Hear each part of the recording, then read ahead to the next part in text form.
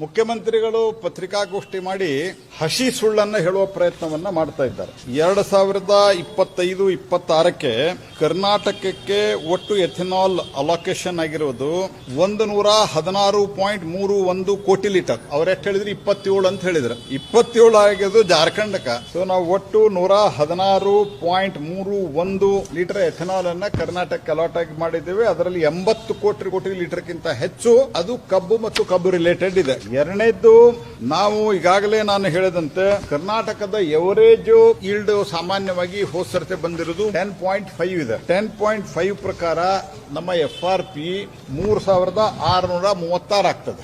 ಇದರಲ್ಲಿ ರೈತರು ಬೇಡಿಕೆ ಇಟ್ಟಿರುವುದಂತದ್ದು ಏನು ಅಂತಂದ್ರೆ ನಮಗೆ 3500 ಮಿನಿಮಮ್ ನೀವು ಕೊಡಬೇಕು ಅಂತ.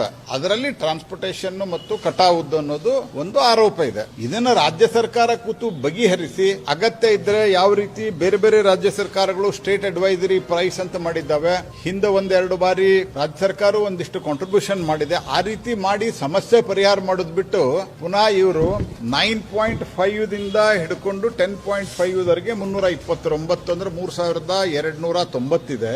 10.25 ಅಂಡ್ ಅಬವ್ ಏನಿದೆ 3555 ಪ್ಲಸ್ 0.1% ಅಡಿಷನಲ್ ಏನ್ ಬರ್ತದೆ ಅದಕ್ಕೆ ₹3.43 ಆಡ್ ಆಗ್ತಾ ಹೋಗ್ತದೆ. ಸೊ ಹಾಗಾಗಿ ಕರ್ನಾಟಕದಲ್ಲಿ ಎವರೇಜ್ ರಿಕವರಿ ರೇಟ್ ಇರುವಂತದ್ದು 10.5 ಇರೋದ್ರಿಂದ ₹3636 ಆಗ್ತದೆ. 3636ಕ್ಕೆ ಸ್ಟೇಟ್ ಅಡ್ವೈಸರಿ ಪ್ರೈಸ್ ಇತ್ಯಾದಿ ಏನಾದರೂ ಕೊಟ್ಟು ಅಥವಾ ಸ್ಟೇಟ್ ನಿಂದ ಏನಾದರೂ ಕಾಂಟ್ರಿಬ್ಯೂಟ್ ಮಾಡಿ ರೈತರ ಸಮಸ್ಯೆ ಬಗೆಹರಿಸ್ರಿ. ಮೊದಲ ಯಥಾ ಪ್ರಕಾರವಾಗಿ ಕೇಂದ್ರದ ಮೇಲೆ ಆರೋಪ ಮಾಡುವಂತದ್ದು ಮತ್ತು ಇವ್ರ ಕೆಲಸ. ನೀವು ನಾಚಿಕ್ ಬರೋದಿಲ್ಲ ನಿಮ್ಗೆ. ಈ ಮೊದಲು ಅರ್ಧ ಗಂಟೆ ಹಿಂದೆ ಪತ್ರಿಕಾಗೋಷ್ಠಿ ಮಾಡಿದಾಗ ನಾನು ಬಹಳ ಸರಳವಾಗಿ ಅವರಿಗೆ ನಮ್ಮ ಸಲಹೆಯನ್ನ ಕೇಂದ್ರ ಸರ್ಕಾರದ ಪ್ರತಿನಿಧಿಯಾಗಿ ಕೊಡುವುದನ್ನು ಮಾಡಿದ್ದೇನೆ. ರಾಜಕಾರಣ ಮಾಡಬೇಡ್ರಿ, ಮಾತುಕತೆ ಮಾಡಿ ಮುಗಿಸ್ರಿ ಅಂತ. ಈಗ ನೀವು ಆರೋಪ ಮಾಡ್ತಾ ಇರೋದ್ರಿಂದ ನಾನು ನಿಮ್ಗೆ ವಾಪಸ್ ಹೇಳ್ತಾ ಇದ್ದೇನೆ, ಮುಖ್ಯಮಂತ್ರಿಗಳೇ ನೀವು ಈ ಚಿಲ್ಲರ ರಾಜಕಾರಣವನ್ನ ಬಿಡ್ರಿ. 2 ಸರ್ತಿ ಮುಖ್ಯಮಂತ್ರಿ ಆಗಿರಿ ನೀವೀಗ. ನೀವು ಈ ಚಿಲ್ಲರ ಆರೋಪವನ್ನು ಬಿಟ್ಟು ಕೇಂದ್ರ ಸರ್ಕಾರ ತನ್ನ ಕರ್ತವ್ಯವನ್ನ ಸಂಪೂರ್ಣವಾಗಿ ನಿರ್ವಹಿಸಿದೆ. ರಾಜ್ಯ ಸರ್ಕಾರ ತನ್ನ ಜವಾಬ್ದಾರಿ ನಿರ್ವಹಿಸಲಿಕ್ಕೆ ಮೊದಲು ನಿನ್ನೆ ಬಾಗಲಕೋಟೆಗೆ ಹೋಗಿರಿ ನೀವು. ಯಾಕೊಂದು 10-20 ಜನ ರೈತರ ಮುಖಂಡರನ್ನು ಕರೆದು ನೀವು ಮಾತುಕತೆ ಮಾಡಲಿಲ್ಲ ಅಂದ್ರೆ ಧೈರ್ಯ ಇಲ್ಲ ಅವ್ರ ಹತ್ರ ಹೋಗ್ಲಿಕ್ಕೆ.